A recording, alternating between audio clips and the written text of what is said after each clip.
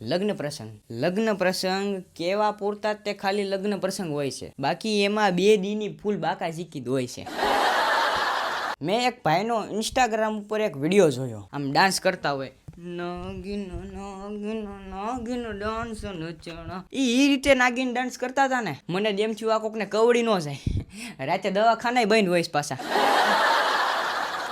અમુક નંગ તો એવા હોય ને કે પેલા હે ને હરખાઈનું ખાઈ લે, જેટલી આઈટમો હોય ને એ બધી 3-4 વાર લઈ લે અને બધી એકવાર ખાઈ લે, અને પછી તો કે એક ખુરચી લે, ખુરચી ઉપર બેહે અને એ બેઠા બેઠા જે ચર્ચા કરતા હોય, શાકમાં મીઠું ઓછું હતું, છાછ થોડીક ખાટી લાગી, મને આ મંડપ બરોબર લાગતો નથી, તારા બાપુજીને કે નાખી દે મંડપ. આવા હાવ નંગ, એટલે આ બાપા જે થાળીમાં ખાવશો એ થાળીમાં જ મૂતરવું છે. હમણાં હું એક જગ્યાએ ભાઈબંધના લગ્નમાં ગયો, ત્યાં ભાઈબંધ પરણતો હતો, આમ તલવાર લઈને આમ ઓલા હાથ ફેરા ફરતો હતો, અને ત્યાં એક નાનો છોકરો. હવે નાના છોકરાને તો શું હોય, એને તો બાળપણ હોય, એને તો કાંઈ બુદ્ધિ હોય નહીં, અને ફેરા ફરતા હોય ત્યારે તમને ખબર હોય તો ગુલાબ ઉડાડે, ગુલાબ કે ફૂલ કે ફટાકડા કે જે હોય. એટલે ભાઈબંધે 2-3 ફેરા ફર્યા ત્યારે બધા લોકો ગુલાબ ઉડાડતા હતા, ત્યારે એક નાનો છોકરો હાથમાં આટલો બધો ગુલાબ લઈને ના મોઢા ઉપર નાખ્યો, ખૂણામાં લઈ ગયો, ખૂણામાં જઈને માર્યો છે કાંઈ, એની વાત જવા દે. એટલે તમે વિચાર કરો કેવો ઓરા માઇનસ થાય. હા, હમણાં તો ઓરાનું આવ્યું છે ને નવું, હવે કાલ શું આવે એ મને નથી ખબર. અને અમુક તો એવા પીધલ ભાઈબંધ હોય ને એની વાત જવા, ચાલુ ડાન્સ છે બાર મંડપની બહાર ફૂલ થઈ ગયા. હા, બાર આમ ફૂલ થઈ ગયા હોય, પછી એ અંદર આવીને ડિસ્કો એ રીતે કરશે ને એ વાત જવા.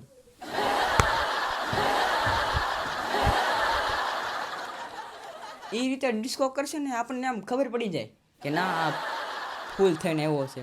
વરાજાન બાપાને ખબર પડી કે આ ભાઈબંધ પીને આવ્યા છે, બોલાવ્યો, કાટલો ઝાલીને બહાર બોલાવીને પહેલાં તો 2 ફટાકા મૂક્યા, એ ભાઈબંધને મૂક્યા ને હારે વરાજાને મૂક્યા, કારણ કે ભાઈબંધ તો વરાજાના જ હતા ને. વરાજાન લગ્નના દિવસે 2 ફટાકા મૂક્યા, તારા આવા ભાઈબંધ છે. હમણાં મારા ભાઈના લગ્ન હતા, એટલે વરાજાને 4 વ્હીલમાં લઈ જવાના હતા, અને એમાંય મારા છોકરાને બેહાડો. અહીંયા તો મારે વરાજાને ક્યાં ડીકીમાં નાખવો. એક કામ કરો, તમે બધા બેસી જાઓ, વરાજાને હું આઈસરમાં લેતો જાઉં. અને અમુક કાળી બારસ એવી હોય ને કે આખું વરો તો મજા સીધા હાલતા હોય, એટલે સીધા હાલે એટલે કે નોર્મલ હાલતા હોય, આપણે યારે કાંઈ બાધે બોલે નહીં. અને જ્યારે આવું કાંઈક લગ્ન પ્રસંગ આવે ને ત્યારે કોને ખબર એ હાળા બાજવા માંડે, આ રિહાઈ જાય, આમ મોઢું રિહાતું કરે. એટલે બાપા આવા પ્રસંગમાં તમે હું લાવ રિહાવો છો? મને પૂછ્યા વગર કેમ આ મેન્યુ રાખ્યો, મને પૂછ્યા વગર સાઈઝમાં મીઠું કેમ નાખ્યું? એટલે બાપા તમને પૂછીને બધું કરશું ને તો અમે ભૂખ ભેગા થાવું. હવે આપણે લગ્ન પ્રસંગ હાસો કે એવી કાળી બારસુને હાસેવી લઈ જ હાલી હોય. મારા છોકરાને તમે 4 વ્હીલમાં બેહાડો, મારો છોકરો પિકઅપમાં નહીં આવે તો તમારા છોકરાને કયો પડ્યો રે આવીને નથી લઈ જાવ, અમારે કાંઈ સડે નથી. અને અમુકને કેવીને તો માને નહીં પાછા, એમ કે મારો છોકરો એસી સિવાય નહીં બેહે. હવે તમારા ઘરે એસી છે, અમે ભાળી છે.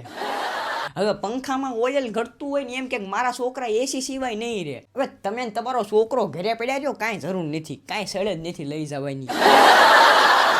અમુક લોકો તો એવા હોય ને 300 રૂપિયાની ડીશ ખાઈ જાય અને પાછો સાંડલો કેટલાનો લખાવે ખબર છે? 51 રૂપિયા. ફલાણા ભાઈ ગામ ફલાણું, રૂપિયા 51 રૂપિયા. અને હારે પાછા એકલા નો આયા હોય. હા, આડોશી પાડોશીના બૈડી છોકરા લઈને આવ્યા હોય કે હાલો અહીંયા સમૂહમાં જમવાનું કીધું છે, પછી ભૂખ ભેગા થવાનો વારો આવે.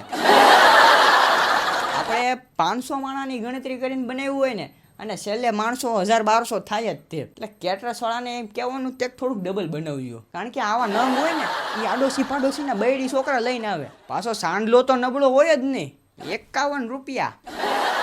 હવે આ જમાનામાં 5G ઇન્ટરનેટ કનેક્શન આવ્યું, અને એ જમાનામાં જો તમે 51 રૂપિયા લખાવતા હોય ને ભાઈ, આવા દ્રશ્યો જોવા મળે લગ્નમાં, એટલે આ ગુજરાતીના લગ્ન યાદગાર બની જાય છે. તો બસ મિત્રો, આજનો વિડીયો અહીંયા સુધી. તે વિડીયો ગમ્યો હોય તો વિડીયોને એક લાઇક કરી નાખો, ચેનલ પર નવા હોય તો ચેનલને સબસ્ક્રાઈબ કરી નાખો, અને તમને આવા વિડીયો જોવા ગમતા હોય તો પ્લીઝ એક કોમેન્ટ કરી નાખો. તો બસ મળવી આપણે બીજા વિડીયોમાં, ત્યાં સુધી બધાને બાય બાય.